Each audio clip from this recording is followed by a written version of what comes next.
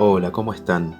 Mi nombre es Alexis Maldonado y soy profesor de la materia Análisis Multimedial del Mundo Contemporáneo, y junto con todos los profesores y directivos de los CENS 455 y 456 y de las escuelas primarias para jóvenes y adultos 701 y 710 que funcionan dentro de los penales 21, 41 y 57 de la ciudad de Campana, queremos agradecer enormemente este espacio que nos ofrece FM Santa María para que podamos seguir en contacto con nuestros estudiantes durante esta cuarentena.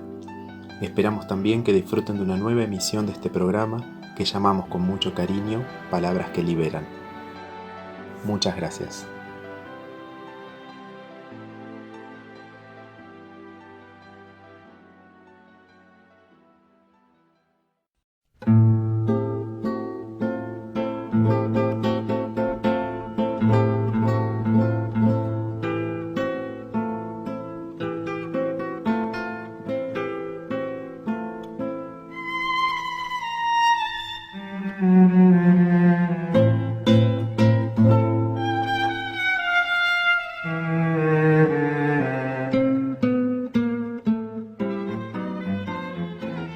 Hola muchachitos, hoy vamos a trabajar con Los Siete Locos, texto de Roberto Arlt, publicado en 1929. Les recuerdo que en otras entregas analizamos la primera novela, El juguete rabioso y Las aguafuertes.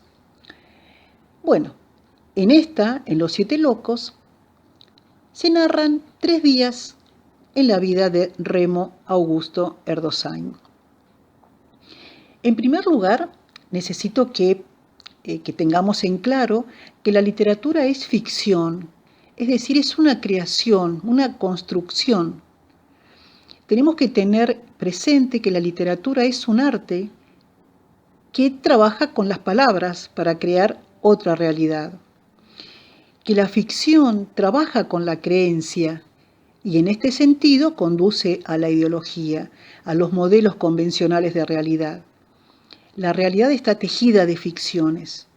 Estos mundos creados tienen contacto con nuestra realidad, con nuestra cotidianeidad, y por esas coincidencias es que sentimos la fusión entre estos dos mundos y generamos cierta tendencia a buscar qué hay de cierto en esa historia, tendemos a buscar cierta referencialidad, ciertos datos autobiográficos, pero en la literatura no tenemos que buscar la verdad. Tenemos que buscar y sentir el placer del texto. Muy bien, la novela comienza con un delito, el primero que perseguirá a Erdős desde el primer día. Ha estafado a la empresa donde trabaja, la compañía azucarera, y alguien lo denunció. Estos temas atraviesan varios textos de Arlt: el delito y la delación, el fraude y la acusación. ¿Que por qué robó? Y sencillamente porque le pagaban muy poco, dice, porque ganaba un mensual exiguo, dice, y porque la estafa era fácil. Nadie se daba cuenta de los faltantes.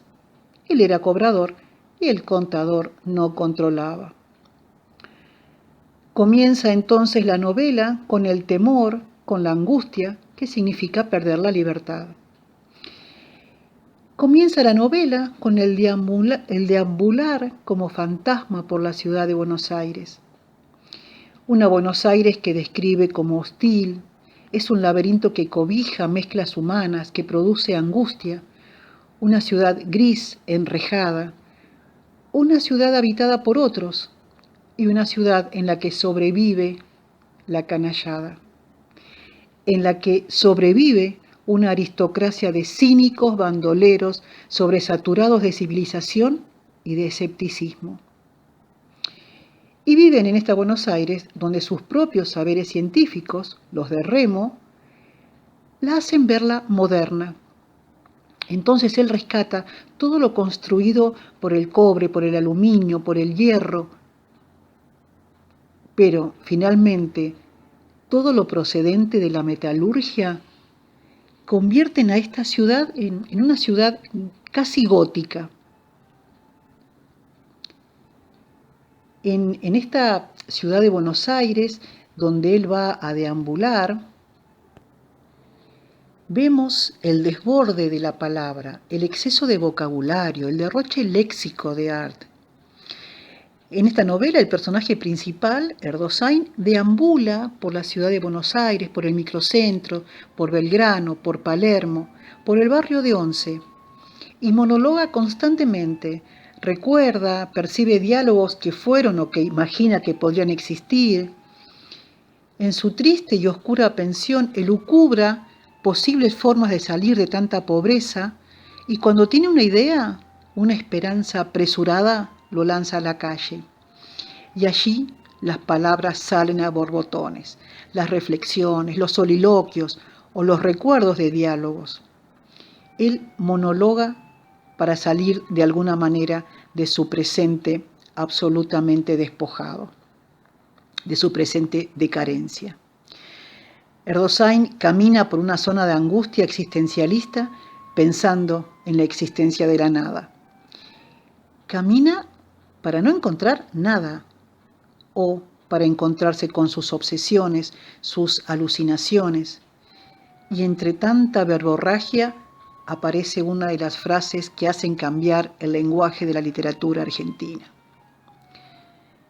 Cuando se atreve a pedirle a su amigo Ergueta, el farmacéutico, el dinero para devolver a la compañía, ¿qué le dice Ergueta? Rajá, turrito, rajá. Nunca se había hablado así en nuestra literatura. Y este lunfardo, el lenguaje arrabalero, lenguaje de la gente común, del silenciado, de la chusma, hace su entrada y se instala en la literatura argentina. Muy bien, ¿quiénes son los 7 locos? Como ya dijimos, el protagonista, Remo Augusto Erdosain, es humillado, es un hombre a quien tanta humillación le ha producido un estado de angustia permanente. Su esposa lo abandona para irse con un capitán. Sus jefes, quienes además lo explotan, lo humilló siempre y constantemente su padre. Su padre que le decía, mañana te voy a castigar, con lo cual conseguía un doble castigo, porque esa noche él no podía dormir pensando en que mañana lo iban a castigar. Afortunadamente para Erdosain, él es un inventor, tiene conocimientos científicos. Quiere inventar medias de seda con una lámina de cierto metal galvanizado para que las punteras no se rompan con tanta facilidad. Quiere inventar puños de camisa y cuellos masculinos para que no se gasten con tanta rapidez. Si pensamos un poquito en esto, lo que quiere hacer es que la pobreza no se note, ¿no? Quiere evitar el deshilachamiento de la ropa, de la poca ropa que tiene. A su vez, quiere crear belleza. Quiere inventar una rosa de cobre para luchar de alguna manera contra lo efímero y crear y preservar la belleza. Para fabricar esta rosa de cobre, convence a la familia Spila, una familia que vive absolutamente despojada de todo, sumidos en la pobreza, en la tristeza, pero se suman al sueño de Remo para fabricar la rosa galvanizada. Se suman a esta fantasía que les permitiría salir de la pobreza y salvarse. Esta rosa que podría resultar eterna, esta forma que permitiría atrapar la belleza y hacerla duradera. La familia Spila tiene varios hijos. Una de ellas, Luciana, a la que cree bellísima, sumamente sensata y que se va enamorando de Remo. Lo ve como un auténtico creador, lo admira y en una oportunidad le expresa su amor hacia él.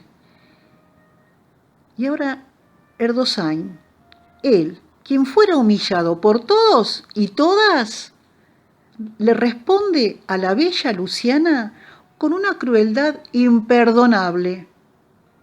No me interesás, le responde, ultrajándola gratuitamente. Bueno, la belleza de la rosa galvanizada es absolutamente desacreditada por Hipólita. Hipólita es la esposa de Ergueta.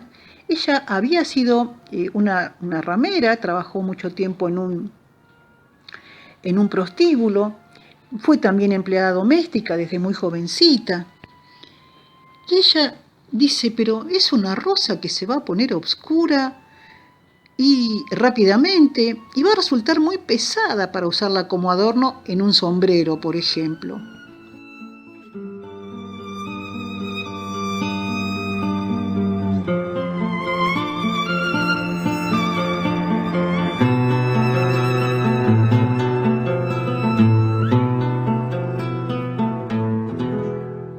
Lo que Erdosheim cree brillante para darle luz a su vida oscura es sencillamente un invento inútil. Ergueta es este amigo que tiene un delirio bíblico y de cuya cordura Erdosheim sospecha. Él se casó con Hipólita, esa atorranta, porque de alguna manera sintió que era un mandato bíblico. Ergueta, uno de los 7 locos, es un jugador el que cree que a partir de la Biblia puede llegar a hacer saltar la banca. Muy bien, otro de los personajes, otro de los locos, es el astrólogo. Este personaje vive en una casona en Temperley, hacia la cual Remo viaja en tren. Es un personaje que yo siento que admira a Erdosheim. Lo sostiene, lo apoya, en beneficio propio, puede ser, pero es alguien que cree en los saberes científicos de Erdosheim. Lo ve elegante, cómprese varios trajes y hágase afeitar, le dice, ¿no? Por otro lado, como para que ustedes se hagan una figura de Erdosheim, les cuento que el primer protagonista de Los 7 locos en cine fue Alfredo Alcón, que es uno de los lindos, entre los lindos, ¿no? El astrólogo quiere organizar una sociedad secreta que alcance un poderío grandioso. Tiene cierta mezcla ahí entre bolchevique o fascista o una mezcla incomprensible de ambos. ¿Cuál es el fin? Hacer una revolución, cambiar este mundo injusto. Quiere lograr un bloque donde pueda consolidar todas las esperanzas humanas. Y para eso necesita dinero, y para eso necesita estos amigos, y necesita generar una serie de planes para conseguir y producir más dinero. Entonces, ¿a quiénes va a convocar? A los que tienen un plan para reformar el universo, a los empleados que aspiran a ser millonarios, a los inventores fallados, a los cesantes de cualquier cosa, a los que acaban de sufrir un proceso y quedan en la calle sin saber para dónde mirar. Y es así, con todos ellos, urde este plan. ¿Quién más está? Muy bien, está Arturo Hafner, a quien apodan el rufián melancólico. En la actualidad vive de prostituir mujeres. Es un cafillo. Dado que una de las ideas del astrólogo para poder sostener la sociedad secreta es colocar en distintas regiones del país colonias y prostíbulos. Así que lo convoca a Hafner, que él recuerda con orgullo que era profesor de matemáticas. Bueno, Hafner, el rufián melancólico, será propuesto para regentear estos negocios. En la quinta también está Bromberg, un hombre fuerte, el hombre que vio la partera, es el apodo que le puso el astrólogo. También está el buscador de oro. Por otro lado está Gregorio Barsut, es el primo de la esposa de Erdosheim, de Elsa. Él heredó cierto dinero de un familiar, se entera Remo, por lo que propone un plan para secuestrarlo y obligarlo a que le ceda ese dinero, ya que siente que es la única manera de poder así organizar la sociedad secreta. Este plan lo ve como viable. pero también, de alguna manera, es posible que se cometa un crimen. Y esto nuevamente lo llena de angustia. Nuevamente convierte la ciudad que lo rodea, la lluvia que cae, los patios que ven, todo se vuelve negro. Y piensa, a veces me parece un mal sueño esta vida. Ahora vendrán tiempos terribles. Y siente la angustia arraigada hasta los huesos. Dice, es la jodida angustia lo que me arrastra. Sin embargo, está seguro de que si pudiera tener su laboratorio, podría recuperar vida para su vida. Cuando Remo Augusto Erdosain piensa en la química, en los metales, en la alquimia, recupera la magia que podría conducirlo hacia su salvación. Bueno, para ir terminando, ¿cuál es la importancia de Roberto Arlt en la literatura argentina? Muy bien. Arlt, lisa, llana y sencillamente inaugura la novela moderna argentina. Bueno, muy bien. Les cuento que para pensar este texto tuve como gurúes a Sarlo, a Jarkovsky y un poquito a Piglia. Gracias, nos vemos pronto y ojalá puedan leer un capítulo de esta novela imprescindible.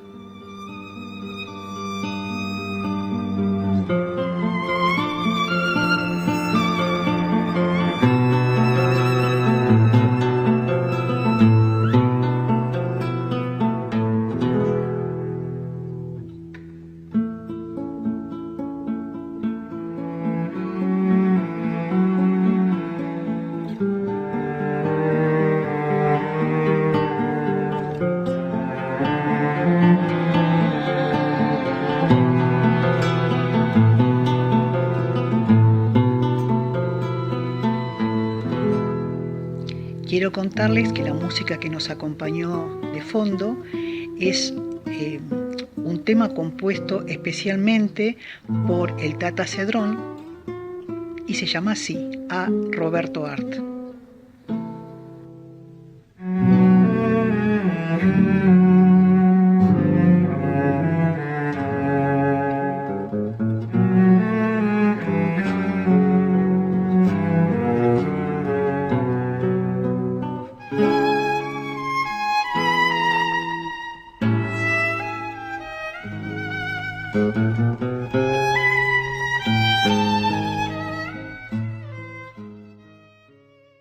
Hola, soy Annalisa, profesora de inglés del SENS 456 y acaba nuestro cuarto audio sobre curiosidades del inglés. Hablemos sobre los adjetivos calificativos. ¿Qué son? Son los que usamos para calificar o describir características de una persona, animal, cosa que mencionamos en la oración. Nos pueden indicar la forma, el color, la apariencia, el olor, la sensación, el tamaño, la edad, entre otras cosas.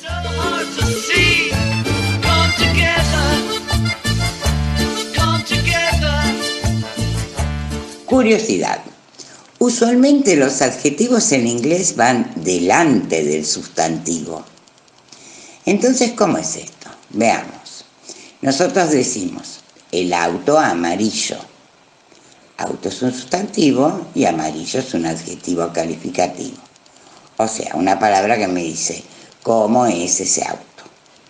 En resumen, auto sustantivo va primero y amarillo adjetivo va después. En cambio en inglés se dice el yellow, amarillo, car, auto. Vemos así que el adjetivo amarillo se coloca antes que el sustantivo car. Ejemplos. El auto amarillo. The yellow car. La casa grande. The big house. El hombre viejo. The old man.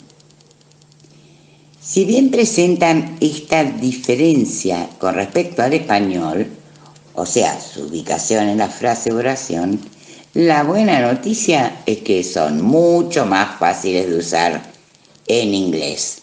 Y ya les cuento por qué.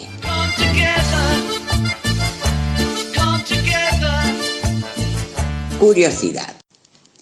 En español los adjetivos tienen género, o sea, masculino y femenino. Ejemplo, la casa blanca. No digo la casa blanco. El perro blanco. No digo el perro blanca. En inglés, en cambio, carecen de género. En otras palabras, es igual para el femenino que para el masculino. The red house. The red dog. ¿Ven que el adjetivo no cambia?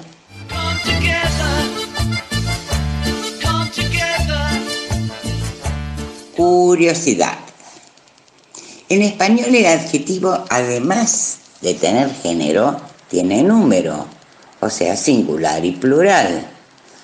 Así decimos, las casas rojas, los perros rojos. En inglés no solo carecen de género, sino también de número. Y así diremos the red houses y the red dogs.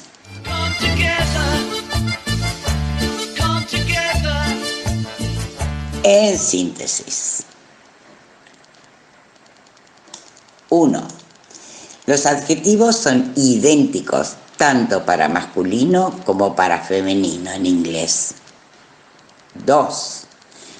Los adjetivos son idénticos tanto para el singular como para el plural en inglés. 3. En inglés los adjetivos se ubican delante del sustantivo. Por lo tanto, a lo único que le tengo que prestar atención al usarlos es a recordar la ubicación, o sea, que van delante del sustantivo, justito al revés que en español. Y así me despido de ustedes con a B.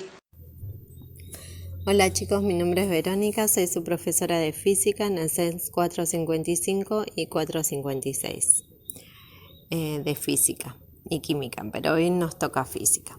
Vamos a hablar sobre lo que es la fuerza. Muchas veces nosotros utilizamos palabras en la vida cotidiana y no sabemos específicamente cómo definirla, ¿sí?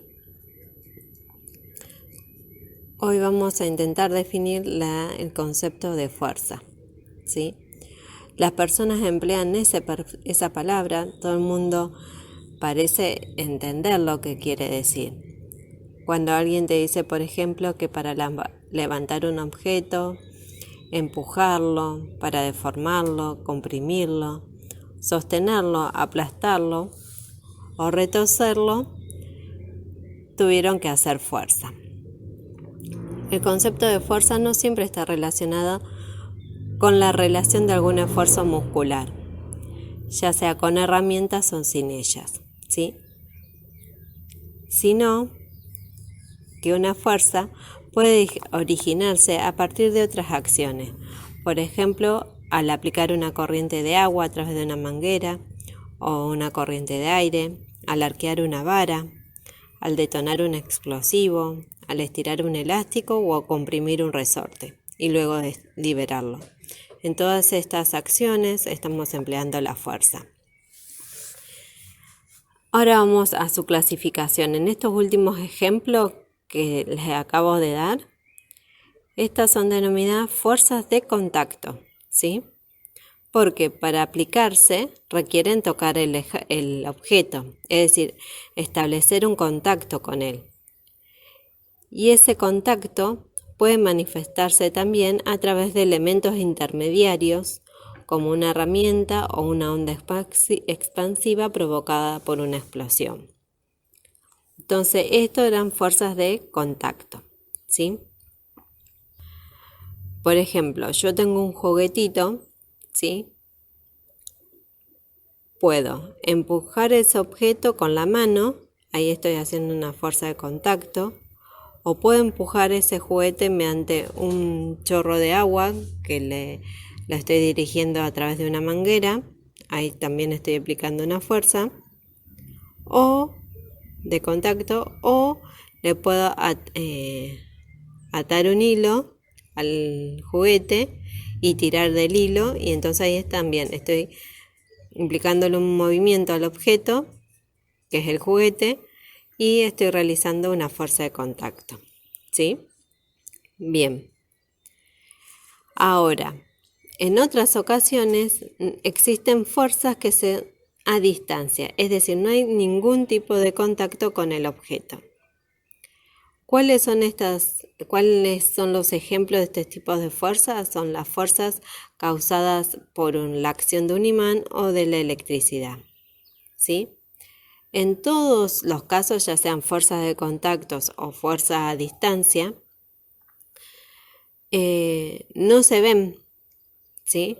Nosotros visualmente no estamos viendo que hay una fuerza, no hay una forma de visibilizarla, pero hay evidencia de que está presente, ¿sí?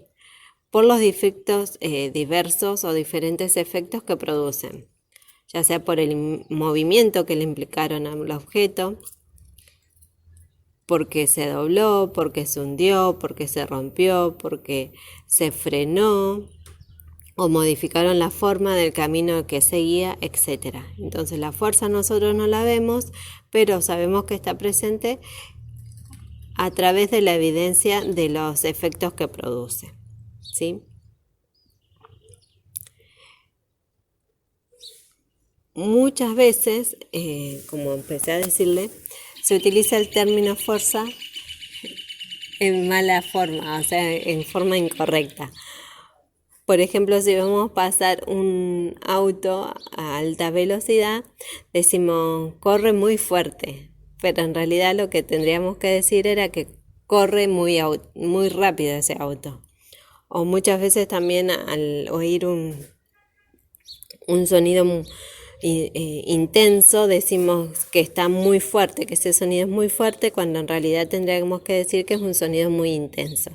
Lo mismo que un alimento, solemos decir que un alimento nos da fuerza, cuando en realidad lo que tendríamos que decir es que nos da energía, ¿sí? Bueno, chicos, esta fue la introducción al concepto de fuerza y a la clasificación.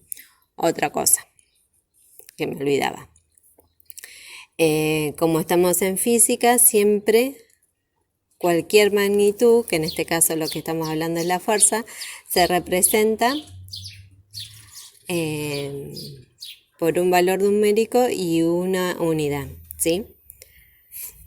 Bien, la unidad que se utiliza para fuerza es el newton, ¿sí? Que se representa con la letra N, el kilogramo fuerza, o también existe la DINA, pero para el sistema internacional la fuerza se representa con el newton. Entonces ustedes cuando van a ver en los libros van a ver un valor numérico, un número y acompañado de la letra N, que ese va a ser la unidad de fuerza. Muy bien, bueno chicos, espero que se encuentren bien, nos encontramos en otro audio. Saludos.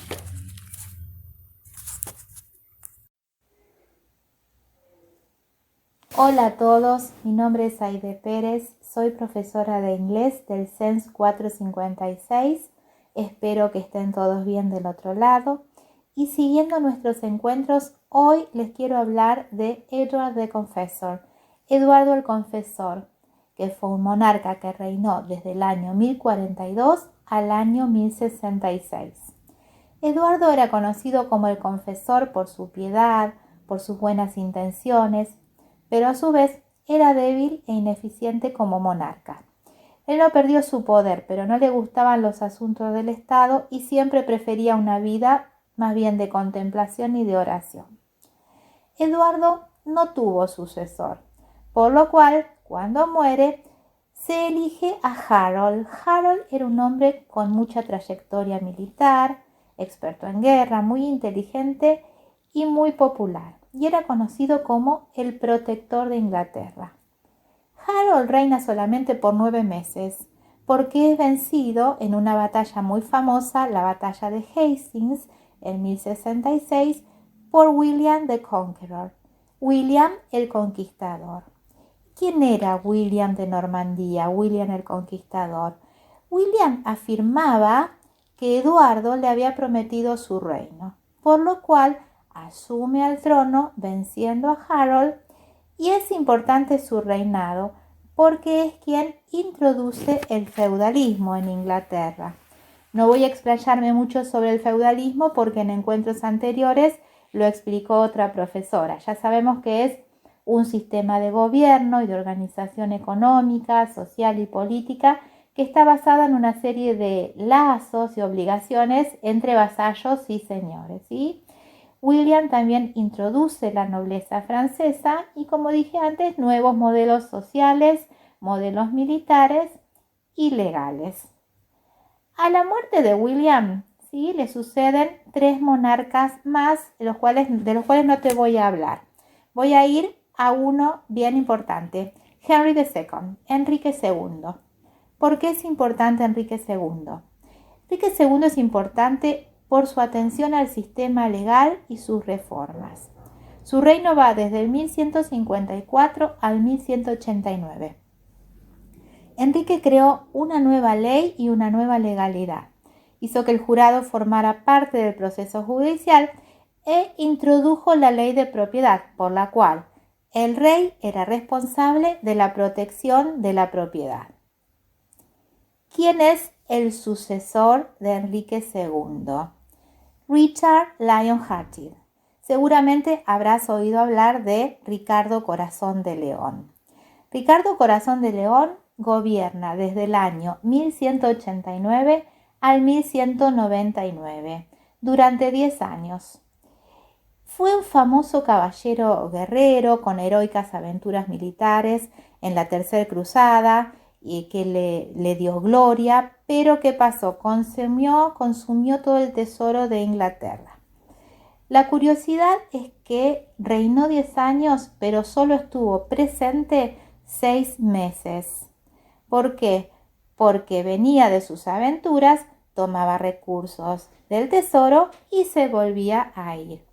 ¿Qué pasaba durante su ausencia?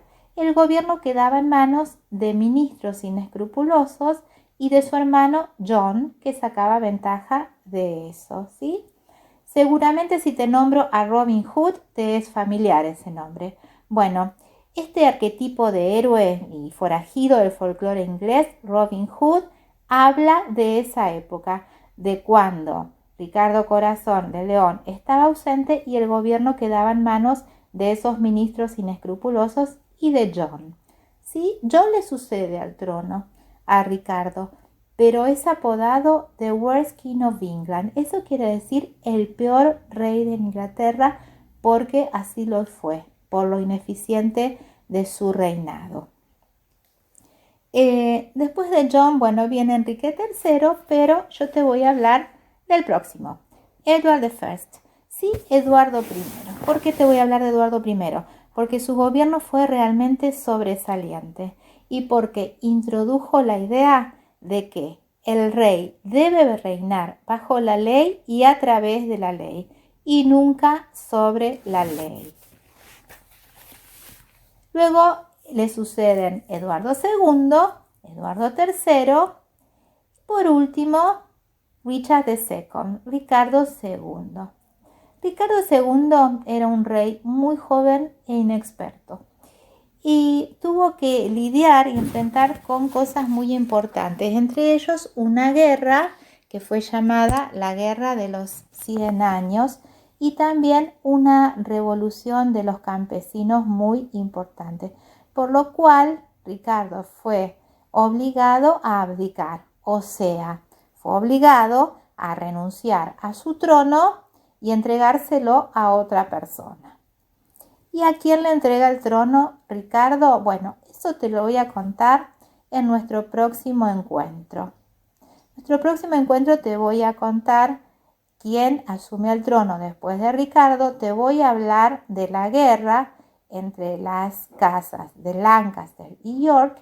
También te voy a hablar de un rey muy importante, o más bien muy popular, que es Enrique VIII, que es muy famoso por sus esposas, por sus divorcios y por sus ejecuciones, pero te voy a contar además algunos aspectos más y te voy a hablar también de sus sucesoras, sus hijas Mary y Elizabeth.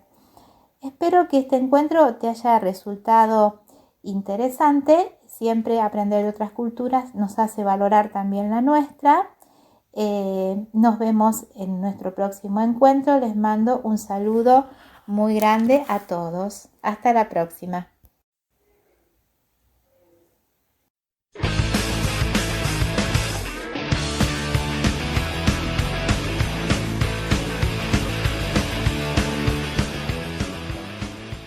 Hola muchachitos, ¿cómo están? Soy Irene, profe de Lengua y Literatura. Nosotros por aquí sosteniendo a la distancia esta tarea pedagógica, porque estamos viviendo una situación realmente extraordinaria.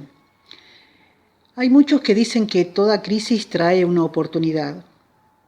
Y bueno, puede ser, pero por lo pronto tenemos que vivir en esta crisis, porque obvio que estamos todos preocupados, porque la incertidumbre nos rodea, pero fíjense ustedes qué interesante. A pesar de todo, la escuela sigue siendo un lugar de encuentro. Y sí, parece un contrasentido, ¿no? Porque esta vez una política de cuidado para ustedes, para nosotros, es mantenernos alejados. En fin, la escuela nos sigue enseñando que siempre tenemos que aprender, ausentes, lejanos, distanciados y aislados, pero nunca solos, nunca solas. Y aquí estamos aprendiendo a manejar cuanta plataforma tecnológica exista para poder acercarnos. Muy bien, hoy explicaremos qué es un texto argumentativo. Argumentar es dar razones para hacer o no hacer algo, para elegir o no elegir hacer determinada acción. Argumentar es dar opiniones o presentar pensamientos, siempre con el fin de convencer al que me está escuchando. En la vida cotidiana y a cada momento estamos queriendo convencer a los que me rodean de que haga determinada cosa o de que adhiera a algo que yo digo por alguna determinada razón, por algún determinado motivo. Por ejemplo, muchos de ustedes respondieron a una pregunta en los cuadernillos. La pregunta decía, palabra más, palabra menos, ¿por qué querés estudiar? Y las respuestas, las que yo me acuerdo, discúlpenme, eran también palabra más, palabra menos, porque quiero ser una mejor persona, porque quiero ser alguien en la vida, porque quiero hablar mejor, porque quiero tener un mejor trabajo. Otros pusieron para saber más. Pero a mí, de todas las que escuché y leí, la que más me gusta es esta, que discúlpenme, palabra más o palabra menos, decía algo así. Porque si no estudias, te convertís en un ignorante. Y los ignorantes son víctimas fáciles de la manipulación personal y social. Esta última resulta muy, muy importante, ¿no?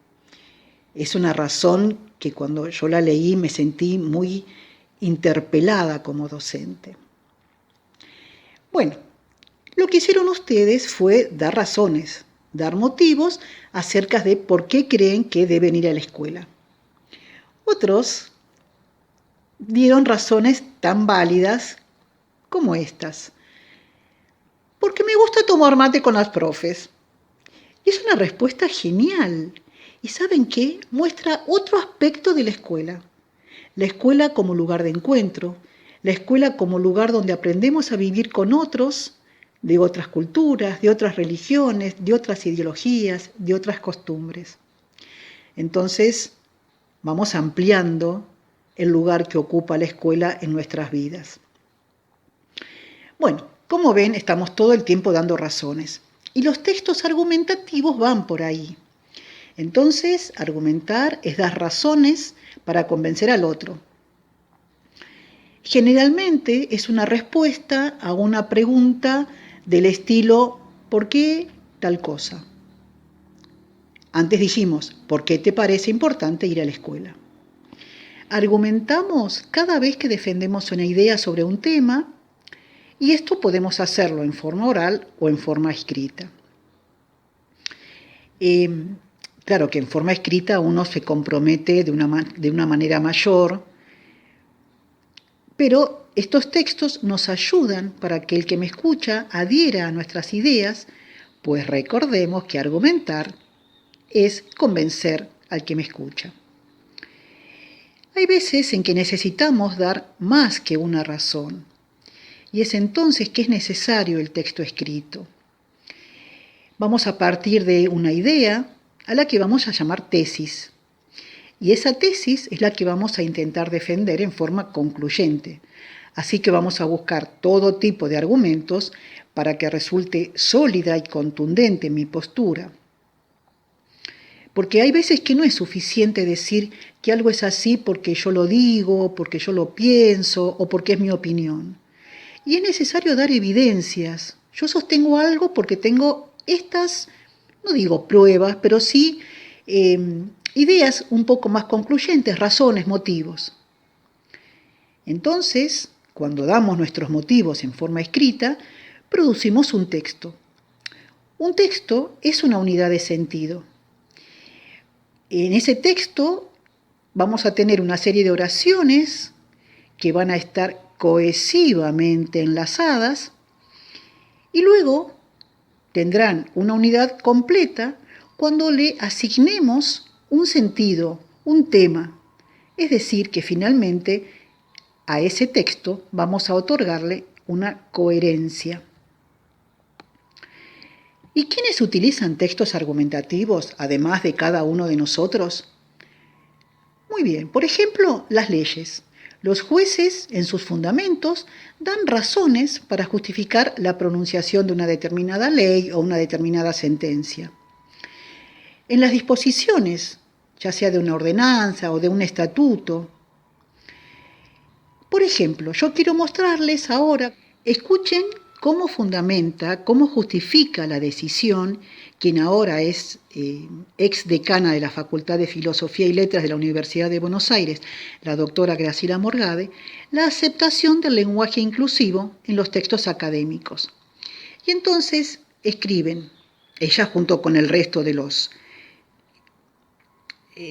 del Consejo, ¿no? Dicen, 1. Que la Ley de Identidad de Género, en su artículo 1, inciso C, establece que toda persona tiene derecho a ser tratada de acuerdo con su identidad de género y que una parte de la comunidad universitaria no se siente interpelada ni representada por el binarismo de género de nuestra lengua en los casos que refieren a personas. 2. Que el lenguaje inclusivo constituye una intervención política relevante sobre la lengua y que esa intervención es contemporánea de movilizaciones populares, de una multiplicidad heterogénea de militancias del movimiento de mujeres y de reconocimiento y defensa de la diversidad sexual. 3. Que las lenguas están en constante proceso de cambio, que las múltiples variedades nuestra lengua también son producto de estos permanentes cambios y que dichos cambios no se pueden controlar, impedir ni imponer a partir de marcos normativos y regulatorios, sino que son consecuencia del uso lingüístico de las y los hablantes.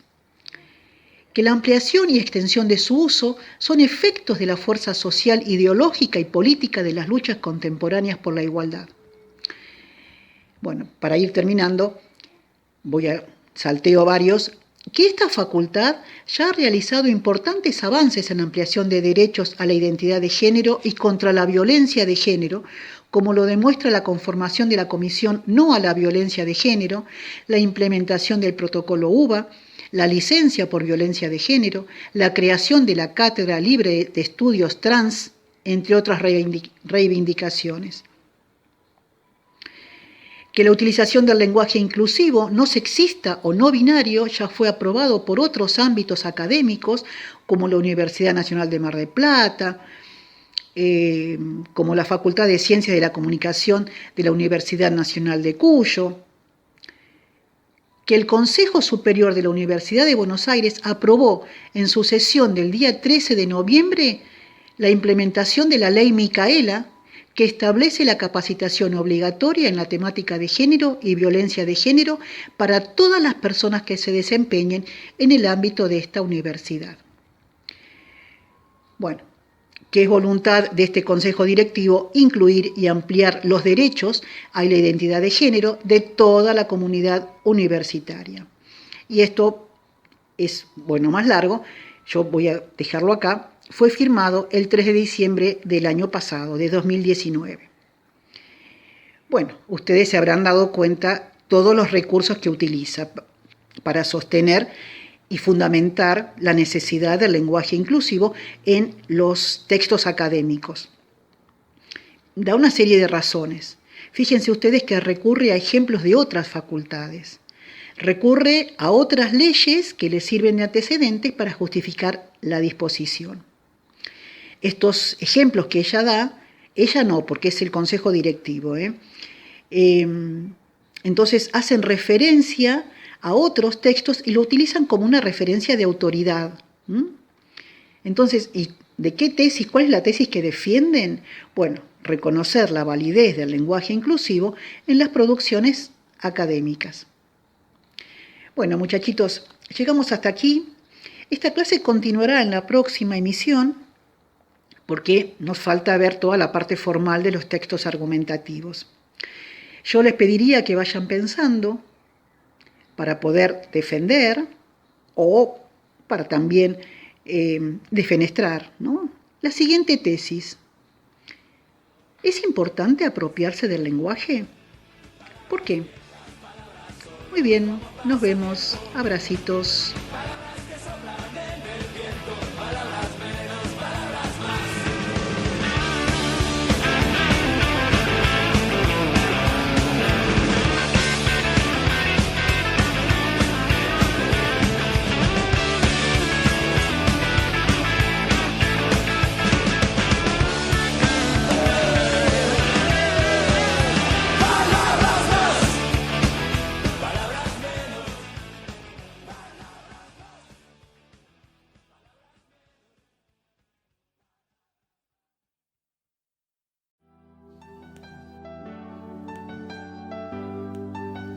Bueno, espero que hayan disfrutado de un programa más. Les agradecemos muchísimo habernos escuchado y bueno, nos vemos en la próxima emisión de este programa que hacemos con tanto cariño que se llama Palabras que Liberan. Cuídense y espero que estén bien. Hasta la próxima.